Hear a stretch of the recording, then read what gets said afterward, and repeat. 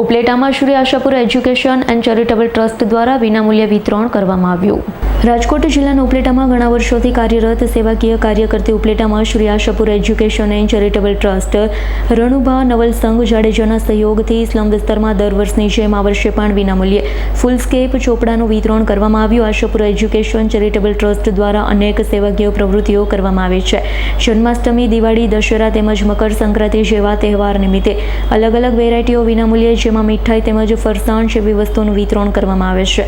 જરૂરિયાતમંદ ગરીબ દર્દીઓ માટે સેવા કરવામાં આવે છે। સ્લમ વિસ્તારમાં ગમે તેવા કામ હોય તેવા લોકોના હરપાલસિંહ જાડેજા તેમજ ચંદ્રપાલસિંહ જાડેજા આશાપુરા એજ્યુકેશન ટ્રસ્ટના સભ્યો દ્વારા કામ કરવામાં આવે છે। આજરોજ સ્લમ વિસ્તારના લોકોને ધોરણ 1 થી 12 સુધીના વિદ્યાર્થીઓને વિનામૂલ્યે ચોપડા આપવામાં આવ્યા। વિદ્યાર્થીઓ કોઈપણ જાતની જરૂરિયાત હોય તો તે પણ પૂરી કરવામાં આવે છે। આજરોજ વોર્ડ નંબર 3માં ચોપડા વિતરણ કરવામાં આવ્યા છે।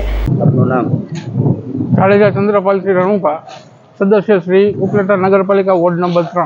આજ રોજ આશાપુરા એજ્યુકેશન ટ્રસ્ટ તરફથી રણુભા જાડેજાના સહયોગથી આશરે 5000 નોટબુકનું વોર્ડ નંબર 3ના સ્લમ વિસ્તારમાં વિનામૂલ્યે વિતરણ કરવામાં આવ્યું।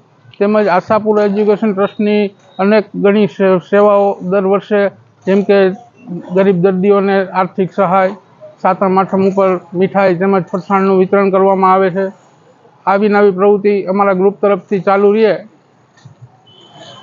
રોલ આપનું નામ?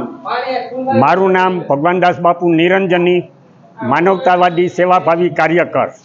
આજ રોજ તારીખના આજે આશાપુરા એજ્યુકેશન ટ્રસ્ટ તરફથી દર વર્ષની જેમ રણુભા બાપુ જાડેજા તરફથી અને એના પુત્રો તરફથી આજ રોજ વિનામૂલ્યે દર વર્ષની જેમ ચોપડા વિતરણનો કાર્યક્રમ રાખવામાં આવેલ હતો, જેની અંદર તમામે તમામ વિદ્યાર્થીઓને 1 થી માંડી અને કોલેજ લગીના તમામ વિદ્યાર્થીઓને નોટબુક વિનામૂલ્યે વિતરણ કરવામાં આવેલ, જેની અંદર સમાજના તમામ સેવાભાવી સહિકોએ પણ યાદી આપી અને સહકાર આપેલ હતો।